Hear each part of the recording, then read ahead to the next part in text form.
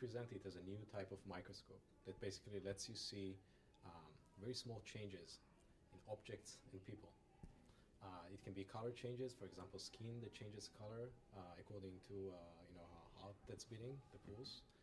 It can be small mechanical vibrations, engine vibrations, and we think there's a whole world of uses for these things. So we're basically pitching it that way, and just very interested to see how people can incorporate that in their own fields. It can be medicine, it can be engineering. Yeah. Research, scientific research. I guess we wanted initially to get heart rate measurements from videos. Okay. And that by itself can be useful for a lot of applications if you want to measure your vital signs like heart rate or breathing rate remotely with a camera. You could do it if you want to get those vital signs remotely. You can do it if you want to, if there's a search and rescue operation and there's someone that you can't quite reach. Perhaps with the video camera you could get the vital signs of that person if he's stuck on a ledge or something.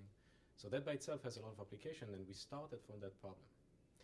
And we addressed that problem in a certain way, and then sort of saw, actually by coincidence, that it can apply not just to get those color variations that are often associated with the vital signs, but also to but that it's also applicable to this whole domain of tiny motions and making small motions bigger. Mm-hmm. That again, by itself, we now think has a lot of applications as well. So we started with vital signs and then moved on to this kind of tiny motion thing and motion microscope.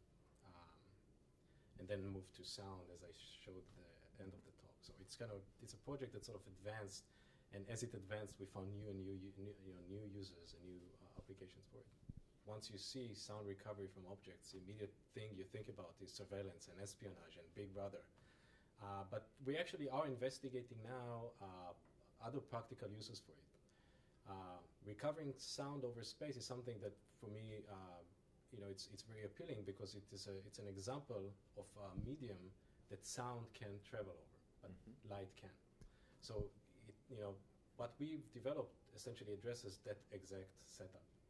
But other than that, you can think of actually other things that I didn't mention in the talk. So now, for example, we're working on using that to get some properties of objects from videos. Once you film an object and you see how it is hit by sound and how it responds to sound, you can get not just the sound out, but you can also understand some properties of the objects, because different objects, according to some properties they have, if it's lighter, if it's heavier, they're going to respond to sound differently. Mm-hmm.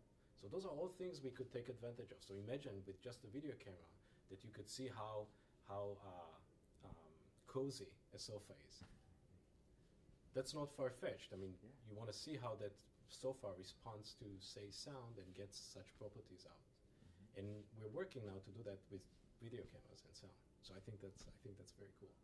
So espionage is not the only thing that can support, although I completely understand why that is the first thing that comes to mind. This is why I sort of want to explicitly say something about maybe possible other uses. My main point that I wanted to convey, I hope I did convey it, is that people should just go ahead and try it. I think, I was amazed as this project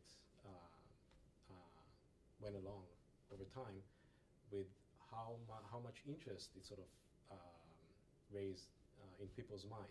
And I keep getting all those emails with questions about, can you use it for that? Can you use it for that? Some examples that people have applied it themselves to, right, by themselves, like, this, I'm not sure if you saw that, but like amplifying pregnant bellies during pregnancy. Those are things that we didn't do. It's just other people thought about that themselves. Mm-hmm. So, I think that actually our team thinks that there are many possible uses for that, and people should just go ahead and play with it and try it, like they did with the microscopes in the 1600s.